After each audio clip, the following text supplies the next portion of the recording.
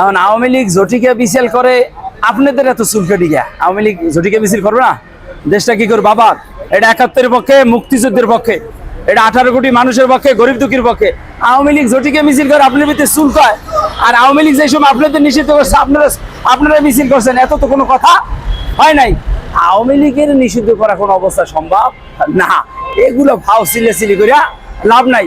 তারা সুন্দর মতন আসবে, শক্তিশালী ভাবে আসবে, এমনকি তাদের সংগঠন তারা গুছাইতেছে। আওয়ামী লীগের একটা বট গাছ টান দিলে এটা উঠে সিরা ফালান যাবে না। আওয়ামী লীগ আছে, আওয়ামী লীগ থাকবে। আওয়ামী লীগের ভিত্তিতে যদি কেউ অপরাধ করে থাকে, আওয়ামী লীগের ভিত্তিতে যদি কেউ দুষ্কৃত ব্যক্তি করে থাকে, সেটা রাষ্ট্র আছে, আইন তাদের বিচার করবে। আওয়ামী লীগ নিষিদ্ধ করা সম্ভব না। আপনাদের মিডিয়ার ভাইদের প্রতি একটা মোবারকবাদ জানাই, ধন্যবাদ জানাই।